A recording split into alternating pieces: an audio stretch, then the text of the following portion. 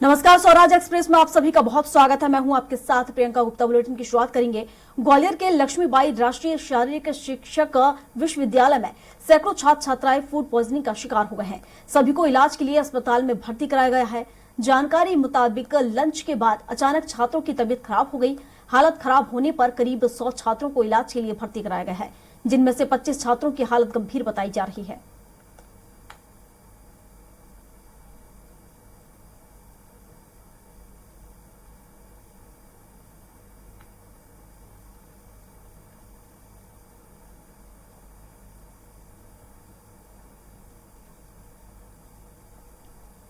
तो ग्वालियर से आप खबर देख रहे हैं, देख सकते हैं आप तस्वीरें। ये अस्पताल की तस्वीरें आपको दिखा रहे हैं जहां बच्चों को भर्ती कराया गया है। तो 100 से ज्यादा बच्चे यहां पर बीमार हो गए हैं। बताया जा रहा है कि फूड पॉइजनिंग के शिकार हुए हैं ये बच्चे। हालांकि 25 छात्रों की हालत भी यहां पर गंभीर बताई जा रही है। सभी छात्रों को यहां पर भर्ती कराया गया है, सबका इलाज यहां पर चल रहा है। तो एक बार फिर फूड पॉइजनिंग का मामला सामने आया है। बता दें कि लंच के बाद से ही सभी बच्चे बीमार होने लगे, जिसके बाद उन्हें यहां पर भर्ती कराया गया है। हालांकि 25 बच्चों की हालत यहां पर गंभीर बताई जा रही है।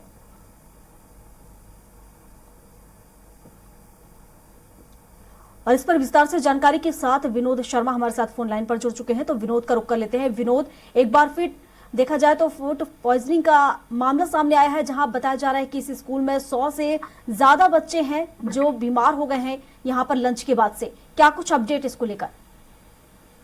बिल्कुल, देखिए, ये राष्ट्रीय शारीरिक प्रशिक्षण संस्थान है। ये अपने आप में बड़ी संस्थान कही जाती है और देश में केवल गिनी चुनी संस्थान है जहां पर ये सब जो छात्र पढ़ते हैं। इसमें मंगलवार को इन्होंने छात्र छात्राएं जो भी हैं इंस्टीट्यूट के, उन्होंने पनीर और रोटी खाई थी। उसके बाद अचानक उन सभी की तबीयत खराब होने लगी, उनको वोमिटिंग होने लगा और लूज मोशन होने लगे। जिसके बाद जो कॉलेज प्रशासन है उन्होंने तत्काल इसकी जांच की तो पता लगा कि फूड पॉइजनिंग इनको हुई है। उसके बाद इनको ले जाकर जयरोग अस्पताल में 1000 बिस्तर वाले अस्पताल में भर्ती कराया गया है, जहां तकरीबन 100 से ज्यादा छात्र छात्राएं जो फूड पॉइजनिंग के शिकार हुए।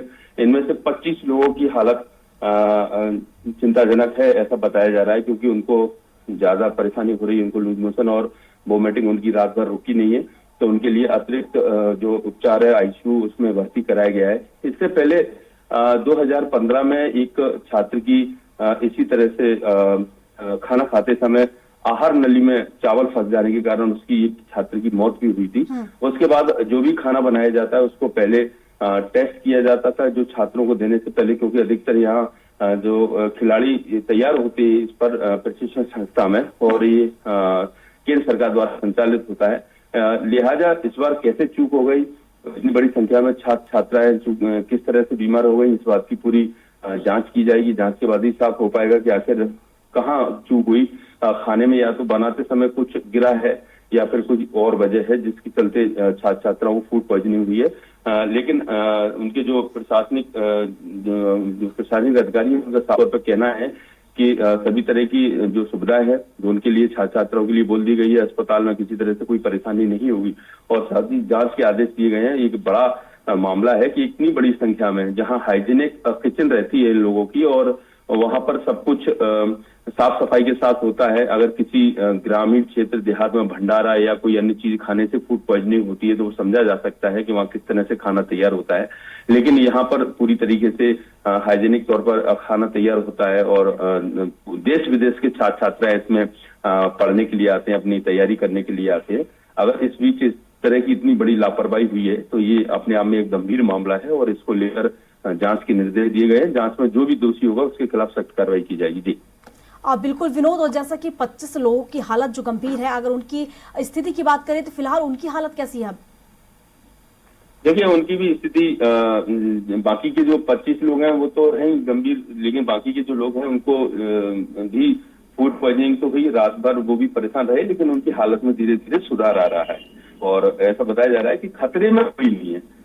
लेकिन हालत एक दो तरह की होती है, एक तो खतरे में होता है व्यक्ति और एक गंभीर हालत होती है कि उसको बहुत ज्यादा लूज मोशन और वोमिटिंग हो रही है। तो डॉक्टर से जब हमारी बातचीत हुई तो उनका कहना है कि खतरे से तो बाहर है, लेकिन अभी करीबन 2-3 घंटे तक अगर उनको दोबारा से किसी तरह से कोई परेशानी नहीं हुई तो फिर उनको भी दोपहर या देर शाम तक उनको सामान्य वार्ड में बिल्कुल लाकर विनोद, अगर यहाँ और पर ये खामियां पाई जाती हैं, अगर यहाँ पर कोई देखा जाए तो यहाँ पर गड़बड़ी मिलती है, तो आगे किस तरह की कार्रवाई यहाँ पर की जाएगी?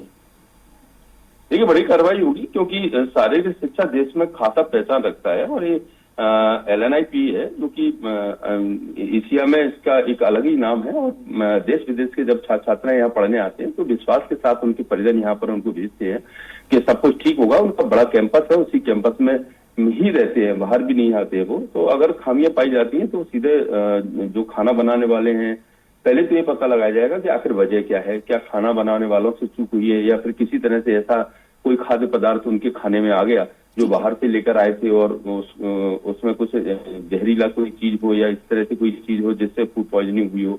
तो कई एंगल इसमें होते हैं। खाना जहाँ से राशन आता है, सब्जियां आती हैं, विनोद, शुक्रिया वहां से आपका तमाम लेकर जानकारी खाना बनाने तक।